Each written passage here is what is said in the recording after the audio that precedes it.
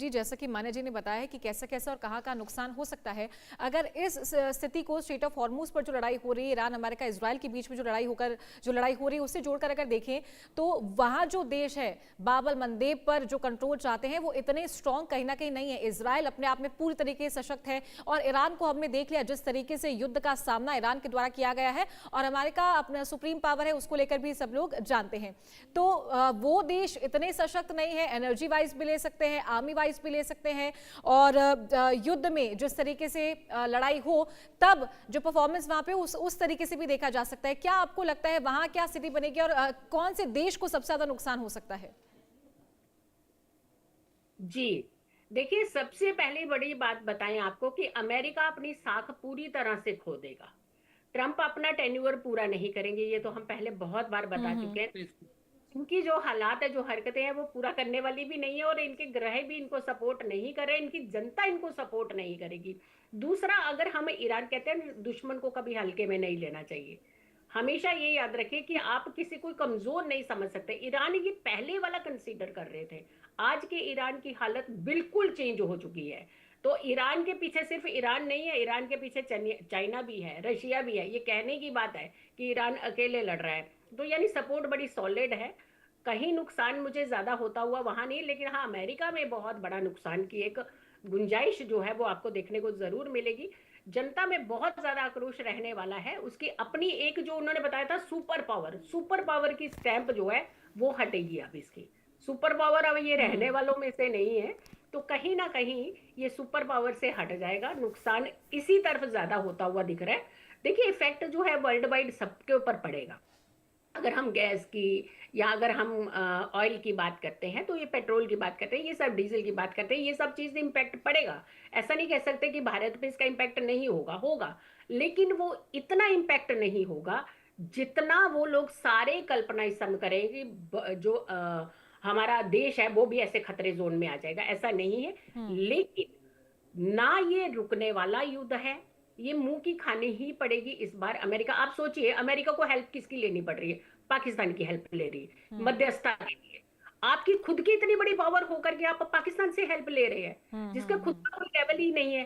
तो यहां से आप कंसिडर कर सकते हैं कि अंदर से कितना खोखला हो चुका है अमेरिका। भारत की छवि बाहर निकल करके आ रही है, उसका रिप्रेजेंटेटिव की छवि इस समय देखिए, नरेंद्र मोदी जी की छवि देखिए आप, पूरे वर्ल्ड वाइड कैसे छा रही है। और हमारे देश में भी ठीक है, एक घर के अंदर भी तनाव होता है, हर कोई सहमत नहीं होता एक डिसीजन के ऊपर। वही प्रॉब्लम यहाँ पे भी हो रही है, लेकिन एट द एंड आप देखिएगा बहुत सॉलिड डिसीजन, बहुत सॉलिड लॉ, बहुत सॉलिड चीजें जो है हमारे भारत के लिए, हर व्यक्ति के पक्ष के लिए होने वाली है। ठीक है। मान्या जी, बात हो रही थी भारत की। इस युद्ध, अगर ये युद्ध होता है, ये स्थिति और गंभीर होती है, तो क्या इम्पैक्ट इसका इंडिया पर पड़ सकता है? क्योंकि ईरान अमेरिका इजराइल की लड़ाई में देखा, तेल गैस संकट मंडराया था, महंगाई हुई है, तेल दामों में बढ़ोतरी हुई है।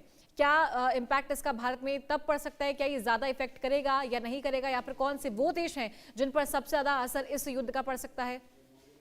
तो देखिए, यहाँ पर मैं आपको ये कहूंगी, जब भी कोई युद्ध होता है और जब ये विश्व स्तरीय पे होता है, तो डेफिनेटली कहीं ना कहीं कोई ना कोई इम्पैक्ट तो डेफिनेटली पड़ता ही है। जब हम बात करते हैं अपने इकोनॉमी की, और जब बात करते हैं कि वर्ल्ड की इकोनॉमी की, जब वर्ल्ड इकोनॉमी में फर्क पड़ेगा तो कहीं ना कहीं हमें भारत की भी इकोनॉमी में फर्क आता हुआ दिखेगा।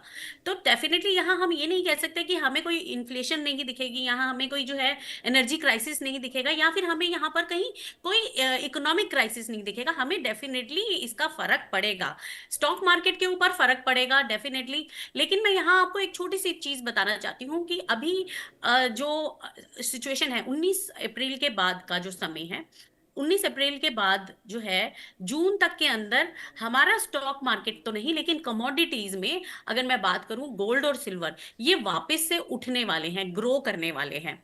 तो ये समय रहेगा जब ये जो है ग्रो करेंगे। तो भारत में यहाँ पर इसको देखें तो कमोडिटीज वाइज ये दो जो है सेक्टर्स जो है काफी ज्यादा फायदा देने वाले हैं। यहीं अगर मैं तीसरी बात करूं कॉपर की, तो कॉपर अगले साल तक डबल द प्राइस, डेफिनेटली अगले साल कॉपर जो है डबल द प्राइस होने वाला है। तो इन तीन कमोडिटीज के ऊपर तो डेफिनेटली फर्क नहीं पड़ना पड़ा, लेकिन अगर मैं बैंकिंग सेक्टर की बात करती हूँ तो बैंकिंग सेक्टर के ऊपर कहीं ना कहीं फर्क दिखने को डेफिनेटली मिलेगा। वहां आप देखेंगे कि किस तरीके से जो है काफी सारे क्राइसिस आते हुए दिखेंगे, लोगों की सेविंग्स के ऊपर थोड़ा सा जो है इफेक्ट आता हुआ दिखेगा। और अगर थोड़ा लंबे टाइम तक की बात करें, जब हम बात करें आज की बात ना करके आगे के कुछ 4-5 साल की बात करें, तो भी आप देखेंगे कि कहीं ना कहीं इसका जो इफेक्ट है, इस वॉर का जो इफेक्ट है, वो काफी लंबे समय के बाद आपको ये दिखेगा कि किस तरीके से लोगों के पास जो है एक मॉनिटरी लिक्विडिटी जो होती है, उसका कैश इनफ्लो जो होता है, उसके ऊपर काफी बुरा इफेक्ट आने वाला है। तो इस तरीके के इफेक्ट्स आपको डेफिनेटली देखने को मिलेंगे। हाँ, हम ये हाँ कह सकते हैं, जैसे हमने पहले भी कहा था कि इतनी बड़ी लड़ाई हो रही है, इतने बड़े युद्ध होने के बावजूद भी इंडिया के ऊपर जो एलपीजी गैस है या फिर इन सब चीजों के ऊपर कोई इतना असर नहीं आया है। We are still getting it right, हमें सब चीजें फिर भी इजीली मिल रही हैं।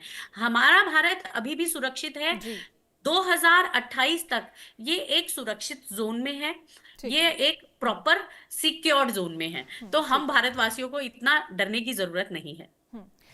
जीतू सिंह जी, ये संकट आपको कब तक दिखाई दे रहा है? ग्रहों की दशा क्या बता रही है, स्थिति क्या बता रही है? लॉन्ग टर्म है या शॉर्ट टर्म है? नहीं नहीं, बहुत लॉन्ग टर्म है ये, और 2026 में हम इसकी कल्पना भी नहीं कर सकते हैं। ये क्योंकि इस समय देखिए, जैसे अभी इस समय धर्म कर्म के मुद्दे उठ रहे हैं।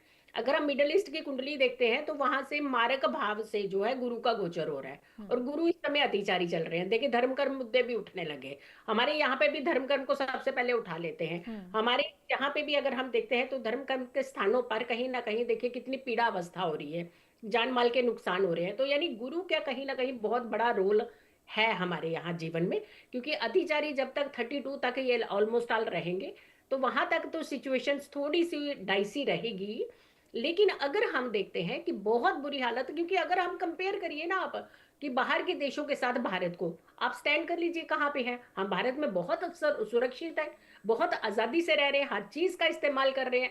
हाँ ठीक है, थोड़ी सी प्रॉब्लम होती है, ऐसा नहीं है कि प्रॉब्लम नहीं होगी, ये हम नहीं कह रहे हैं। लेकिन हाहाकार वाली प्रॉब्लम अगर हम कहें तो ये नहीं होने वाली। इसके लिए पैनिक ना करें, बिल्कुल ना करवाएं। और ये जो इतने अच्छे सोशल मीडिया माध्यम है, चारू जी आपके माध्यम से मैं जरूर कहूंगी, जी कुल जनता को पैनिक नहीं होना चाहिए। थोड़ी थोड़ी समस्याएं आती, घर में भी तो कई बार राशन खत्म हो जाता है ना, तो इसका जी मतलब ये तो मानने लग जाते हैं एक दूसरे को, तो वहां पे जाकर के बाजार से लाते हैं हम चीजें।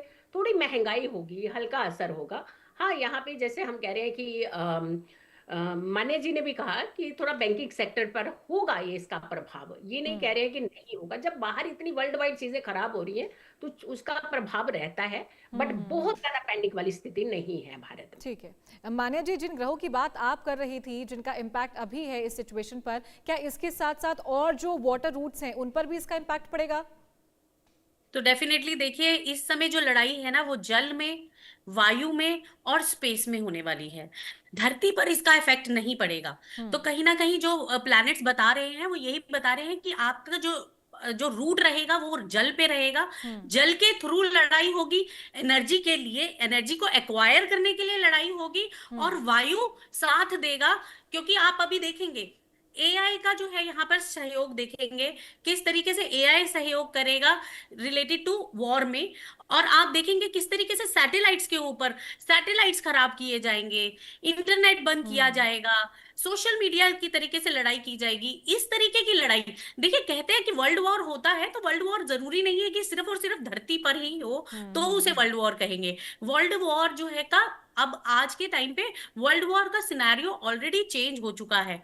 अब टेक्नोलॉजीज इतनी स्ट्रांग हो गई हैं जी कि अब जो लड़ाई होती है वो वायरस के थ्रू होती है। अब जो लड़ाई होती है वो जो है एआई के थ्रू होती है, स्पेस क्राफ्ट्स के थ्रू होती है। तो अभी आप देखेंगे कि किस तरीके से स्पेस ठीक है। क्राफ्ट्स के थ्रू जो है सैटेलाइट्स के ठीक है। ऊपर या फिर इस तरीके जी की चीजों के ऊपर बहुत बड़ा इफेक्ट ठीक देखते है। हुए देखेंगे आप। ठीक है, चलिए बहुत शुक्रिया आप दोनों का, मान्या जी, जीतू सिंह जी, हमारे साथ जुड़ने के लिए और ये भविष्यवाणी बताने के लिए।